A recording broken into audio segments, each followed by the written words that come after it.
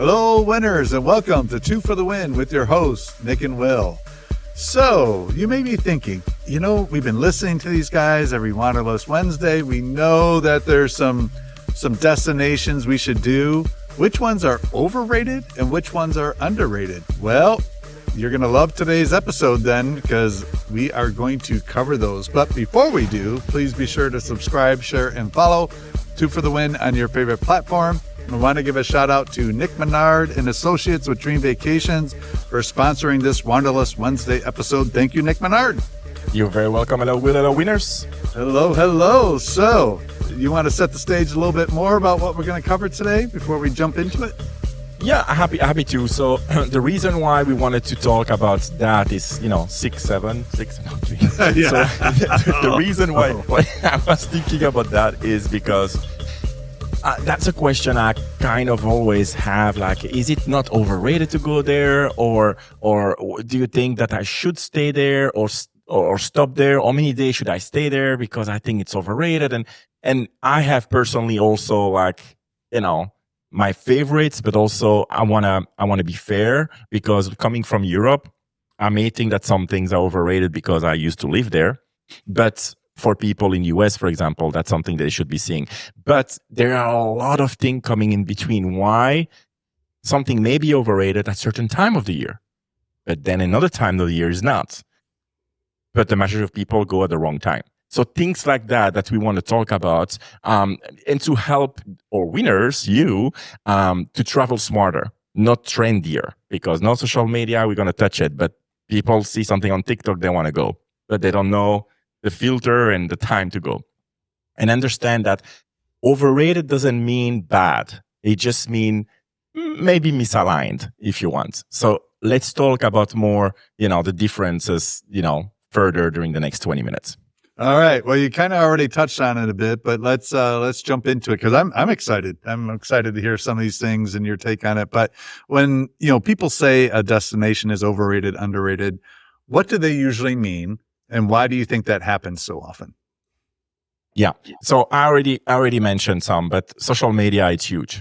People see something amazing on social media, but don't forget the creator are very, they have great ideas to put things into life, but sometimes they merge different location and they advertise for one location, but it's actually 2, 3. So I saw something actually recently, and they saw something and they advertised it being in Italy, but half the video was Croatia. And I recognized the areas, and I'm like, this is not Italy, this is Croatia. But they advertise that. People don't know. They say, I want to do those caves, I want to do this, I want to do this. I'm like, well, this is actually not all Italy. But so always pay attention of what you see online, and that's why it's so important to contact a travel agency, because you will be able to have people that know the areas, or that we have knowledge of those areas based on the clients who've been there and share their feedback, because we need to be realistic. We cannot go everywhere and know every single place in the world.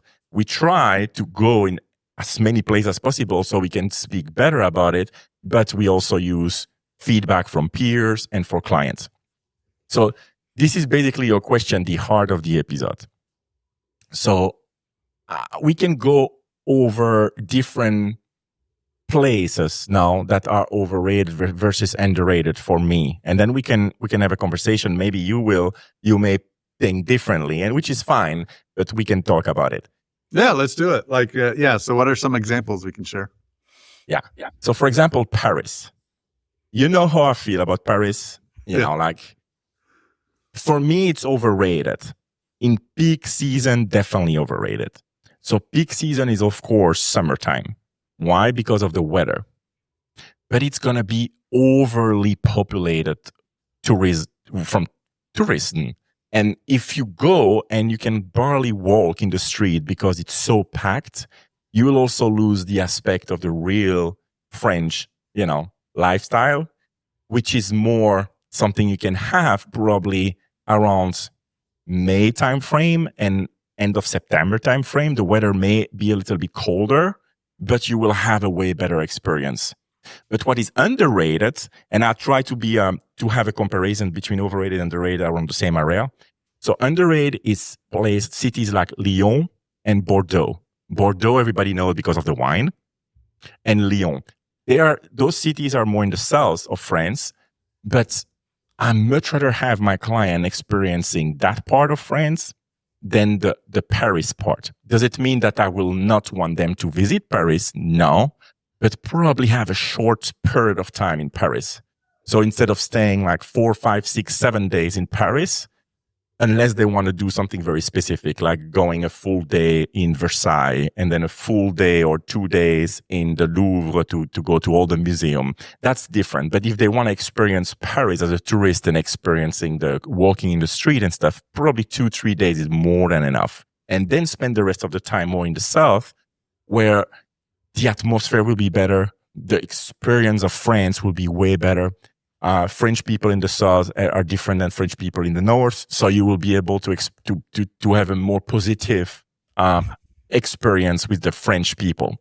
Okay, the culture is the same, the food is the same, the charm is the same, but it's a lot less crowded, a lot less pressure, and a lot more local experience to do there. But you can say, when I've been to France, but have very good experience because I saw what the hype is with Paris in a couple of days, but then I saw the real, charm of France by going more south, if it makes sense. Yeah. I have a few ideas like that, but I want to give you the time to reply to that and, give your 2 cents. Well, I can't speak to Paris because I haven't been, but the things that you mentioned, I've heard from others about some of the concerns with Paris, although I know some people absolutely swear by Paris. I can speak to the countryside of France and, spending that time in Champagne. And I mean, that was amazing, and seeing all the vineyards and the people, and you're right about the culture and the food. So yeah, that was phenomenal. And I would say, just based on what I've heard about Paris versus the countryside of France, I think for many people, they might enjoy the countryside more, but again, it's what they're looking for. I understand. And to get back to be, answering a little bit better your question first, because I jumped into the overrated, underrated, because I think it's what, people want to know, which location, so that's why I jumped. But most of the time when people say a destination is overrated, what they really mean, it didn't meet my expectation. Mm-hmm. And that usually has nothing to do with the place itself. A lot of destinations become victims of their own popularity, like France, for example. Mm-hmm. Social media create this picture perfect version that doesn't show the crowds, the timing, the pacing, like I said, the season. People show up expecting magic at every corner. And instead, they're standing in line or rushing from spot to spot and not really have an experience that they can take home and say, wow, that was a fantastic time. So overrated isn't about quality. It's about misalignment. And that's why you use us, like wrong destination, wrong season, wrong expectation. Overrated for me, it's not terrible. Underrated is not a secret, but often misunderstood, I think. Travel disappointment usually comes from expectation. Like I said, so social media, reels create the hype, not per se the fit. So the wrong destination at the wrong time can completely ruin a great place. Mm-hmm. So I have another example that I had actually very recently. Someone was asking about Greece, and they said, well, they want to experience Greece, but they don't want to do by cruise. Okay. So my first question was, okay, did those people already been to Greece? That's number one. Because if they've been multi times and they know exactly where they want to go, I'm totally fine with that because they already been, so they know what to expect. So if they want to go to 1 or 2 islands for a week or 2, they know, and I have absolutely no problem saying like, oh sure, go there. And number 2 is, do they want to go to Athens? So if they want to go to the land piece of Greece and not the islands, then perfectly fine if they want to experience that part of Greece. Now, those people apparently, it was from an associate of mine. And so that person said, no. They just don't like cruising, but they really want to experience Greece and they've never been. Well, our role as an advisor is to explain the reason why this is not a good idea for a lot of different reasons. So Greece has more than like 200, 250 islands that are actually occupied. Mm-hmm. And so there are like 5, 6 who are very famous. But even if they go for 10 days and they want to experience those 5, 6 islands, it's packing, unpacking, waiting for a plane or a boat, transfer from the hotel to the boat or the plane, transfer from the airport or the port to the hotel again. You lose so much time, and it's packing and packing nonstop. You don't have time to actually breathe because you are rushed constantly. You can tell me the same with maybe a cruise. Well, you need to come back at 5 on the boat and stuff like that. But there are options on the cruise to have longer time at some destination in Greece, or even overnight for some cruise lines. So you have option with that. So for me, it's overrated to say I want to go to Greece by land, but it's underrated if you actually have the opportunity to experience different islands while never have to pack and pack, because you go check each island every day, and you can actually come back the year after or a few years later because you know which island you really enjoy the most and you want to actually spend more time in, if it makes sense. But if you don't have the right people who can talk to you about that, then you may come back exhausted, not enjoying your time, and that's a bad experience. So you see what I'm saying? It's not overrated, but if you do the wrong way, it's going to be overrated. Yeah. No, that's a great call out. Yeah. And that's a huge difference, right? So I think that's important, especially to your point. If someone hasn't been to Greece before, they could be regretting the method in which they traveled there versus taking the cruise. So good point there. Mm-hmm. One place I'm almost a little reticent to say, but because I just went to the city, so I didn't go to the broader part of the continent, but it was Sydney. So when I went to Sydney, I mean, cool city, diverse city, so lots of different food things to eat. But outside of seeing the the opera house, which is cool, and seeing it's a bunch of buildings, but it's like, okay. And I saw an opera there, which was really cool. But to think about how far I had to travel and everything, if it wasn't for business. Now, granted, I did not go into the Outback. I did not go up to the Gold Coast. So again, take it with a grain of salt. But I thought Sydney was kind of like any other big city. And I wouldn't go back just to go to Sydney, even though the people were friendly. Bars are always full. Like those people know how to drink. I would go if it kind of like sounds like with your Paris recommendation. I would do 1 or 2 days in Sydney and then see the broader area. That would be worthwhile. But just to go for Sydney and to spend the whole trip just to visit that city alone, I would not. I would say that it would probably fall as overrated for most people if they have. You're not going to see kangaroos in Sydney. No, unless you see them on your plate as a steak. Yeah. This is an amazing point because I didn't even think about it because I never personally been there. But it's an amazing point because I know from client going there, not me, but clients, Australia is an amazing country. You have so much to do there. And I know Sydney is the place that everybody think of because it's the first place come to mind, but you have Perth, you have Melbourne, and you have so many different the Golden Coast and stuff. So you have so many amazing places to visit. But I think it's more like, hey, let's hit the road, rent a car and hit the road. It's a huge place. So it's a huge country, but you can literally experience different style in Australia other than just the city side of Sydney that based on your experience may be very similar as some other places that we have here in US. Yeah. Yeah. I love that. And we talk a lot about underrated. About overrated, but underrated, it's something we didn't really talk about yet. So what makes a destination underrated? Maybe less marketing. So for me, what means less marketing may mean more authenticity, better value for your money when it's underrated. And that's something I love. For example, Croatia. I'm not saying Croatia is underrated because people who know a little bit about about south of Europe, they definitely know Croatia. But when I speak to people here who never been to Europe, Croatia is not something that comes up directly. But it's, for me, I much rather go to Croatia to some other places that people call out first, like Greece or even some place in Italy. Slower pace because less touristic, so deeper immersion. Like I said, fewer crowds, better experience because you can walk around like a lot easier. And often it's one step away from famous places.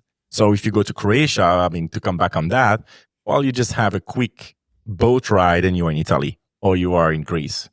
So it's close to other places that are most famous, but they have such a different kind of charisma and experience because it's more authentic. So that's for me what I call more underrated. For example, in this example, Croatia and Dubrovnik, for example, that is a beautiful, amazing places. Another one that I spoke about already on this podcast a couple of times, Venice. When I have people willing to experience Italy, Venice is always one of the top two places that they want to go. Well, I would not suggest to go to Venice, definitely not in summertime, based on the smell that Venice has and how populated it is during the summer. So if you want to experience Venice, I would also say more earlier around May or later around the end of September, beginning October. That would be what I, as a travel agent, would advise. If I go myself, it would be during those times. I would never go to Venice in June, July, August. That's for sure. But what's underrated is a city that maybe nobody ever heard of, is Ljubljana. Oh. Ljubljana is the capital of Slovenia, which is Luka Doncic's country. For people who follow. So Ljubljana is, I've been there. I played basketball there one time. It's a very, very beautiful country, city. The romantic canals, very similar as Venice, for example, but the charm is 10 times better because there's nearly as many people, but you can have the real experience that you may want to have in Venice, in Ljubljana, for a fraction of the price. Logistic is super easy. You take a flight to Slovenia, it's going to be cheaper than to go to Venice as well. So you have, you can experience the same kind of experience that you want to have with Venice. Going in another place will be, for me, the experience will be exponentially better. So that's something that maybe not a lot of people know. But Slovenia, there are some magical places there. And it's very close because it's all the ex-Yugoslavia. So you have like Serbia, like Slovenia, Montenegro, and all those little countries, now Croatia. And so they're all next to each other. So you could make a tour with all those places that are, for me, underrated for a fraction of the price and come back with like mind blown. And people will say, oh, where did you go? Greece, Italy, Spain? Well, no, actually, I've been to the ex-Yugoslavia. And the experience would be fantastic. I never had someone coming back from those places and have anything negative to say. People are also extremely, extremely nice in those areas, maybe more than some biggest, cities and things like that. Same thing if you go to US and you go to the South or Midwest, you will have a better experience with people most of the time than if you go to New York or you go to LA or things like that. Yeah, that's a good point. I never even heard of that city. You've been there? I know Luka Doncic's country, but I didn't know that was the name of the city. That was pretty cool. Got to look that one up. For me, I think one that was underrated is actually Lisbon. So when I had business in Barcelona and then I took a flight over to Lisbon in Portugal, that's really cool. Like I didn't know how high it sat up on a cliff right next to the ocean, Atlantic Ocean. Like I just never knew. And, so that was cool to see. The food was great and affordability, extremely affordable.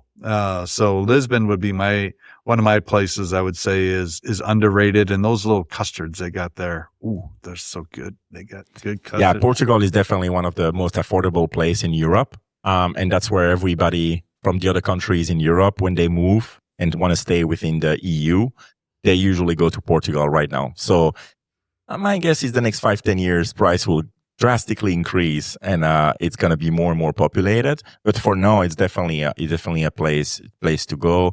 Lisbon and Porto, of course, in Portugal. And Porto, the great thing about it is that you have one of the most famous river, the Douro, who is literally starting from Porto all the way almost to Madrid.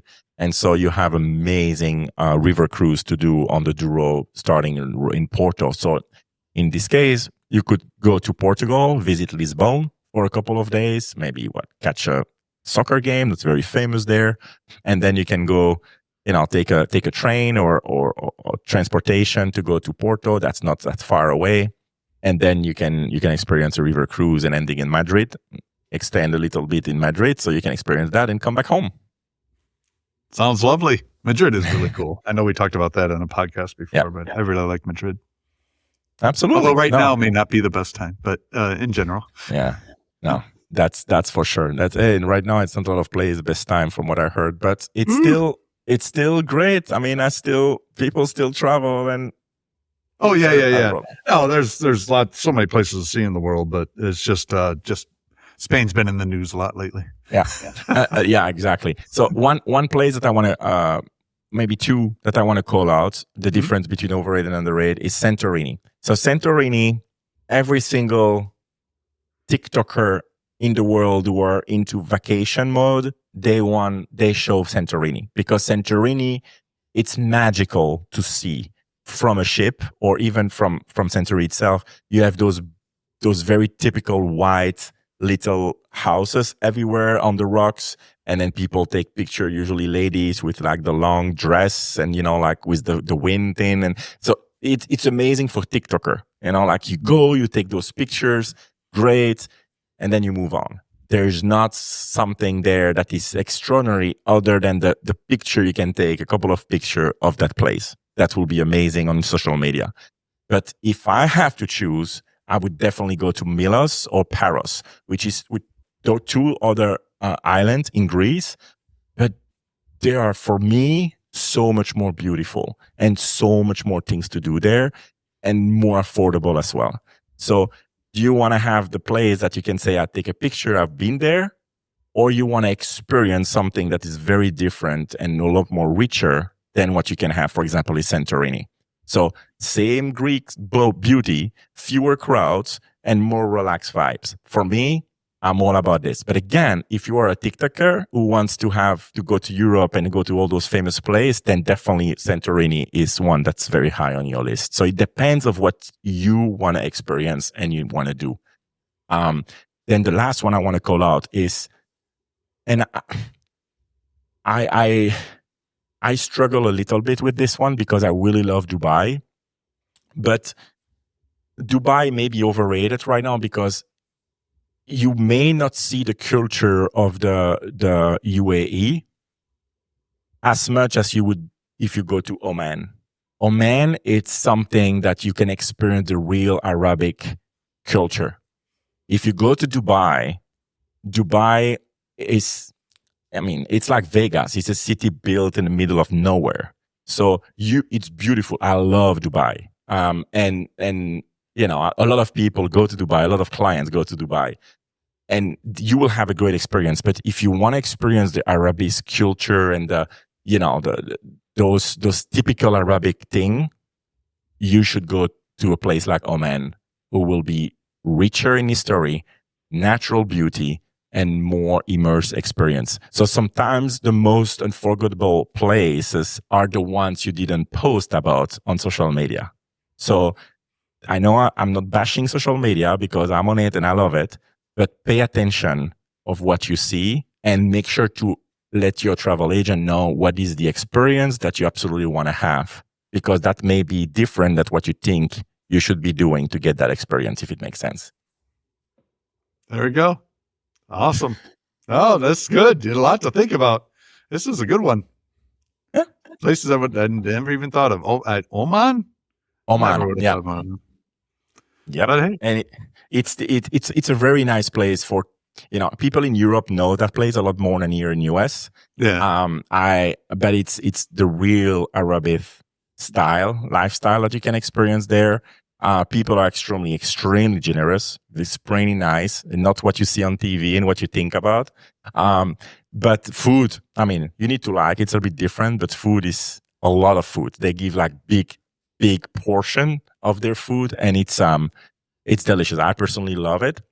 But the history will be so much more in Oman that you can have in Dubai, because it's not the same kind of vacation that you will have. So it depends why you want to go to Dubai. To see what you see on TikTok, then yeah, it's Dubai. But if you want to experience what it is to live there, that's better to go to Oman, and you will really experience it. That sounds fantastic. So I guess, if somebody's planning a big trip, we could probably wrap up with this one. Like, how should they decide whether or not a destination is right for them versus just popular? Because, let's face it, you're right. You mentioned this multiple times, social media and TikTok. Some of those pictures and short videos are very compelling. So how do they sift through the noise? And in addition to reaching out to Dream Vacations to get expert guidance, but how could they sift through the noise to narrow the list a bit? Yeah, great question. I think the first question for you shouldn't be where should we go, but more why are we going there? Why do we want to go there? So what do you want to feel when you get back? Rested, inspired, reconnected, challenged. Once you define that, you can work backwards into the destination. And that's why the use of a travel agent is so important, because how many times someone call, I want to go there. I'm like, why? Well, because I want to see this, but why? Well, because it's what it's all about for that country. Well, actually, no. If you want that, it's better to do that. So I always try to dig deeper into the why people tell me about a destination. And a lot of times when I feel something else is better for them, I will tweak it. And the best part is that those are clients for life, because when they come back, they loved it. They didn't know it was even possible to do what they did, and they will never call someone else. So don't be afraid to ask the extra question, because the secret of longevity for your client and you as partner, because I call us partner, is definitely the challenging question to ask, unless they really know. They've been a million times. I want to go there. Okay, great. You've been there. I don't even challenge it. But if you go to a place for the first time, you want to know why. So the best trip are not the ones that look impressive online. They are the ones that fit your life, your energy, and your season. Popularity always fades. Fit lasts. So I will leave you with that. Love it. That's why I went to Amsterdam, so I could ride a bike. All right. Anyway, I did. So there you go. I'm glad you were able to ride your bike. Yeah, they're famous for their bike riding there. Yeah, so there you go. Famous for that as well. My bike rider. Yeah. All right, Wanderluster winners, there you have it. Really a thought-provoking episode. I think we're going to have to do another one of these. I think we can do some more of the overrated, underrated, because you gave a lot of places I personally had never really thought of, which is cool. And then there's those more popular ones. Like you're saying, sometimes they're great to go, but it's when you go, so that makes a difference. So I think we have something here we can go forward. But let us know. Give us your feedback, listeners. Let us know if you want us to do more places like this, overrated, underrated, happy to do that. But that'll wrap up today's episode for now. So please be sure to subscribe, share, and follow 2 for the Win on your favorite platform, including checking out our YouTube channel. And thanks again to Nick Menard and Associates with Dream Vacations for sponsoring today's episode. May your travels be joyous, winners. We will see you next time. Take care. Bye, winners.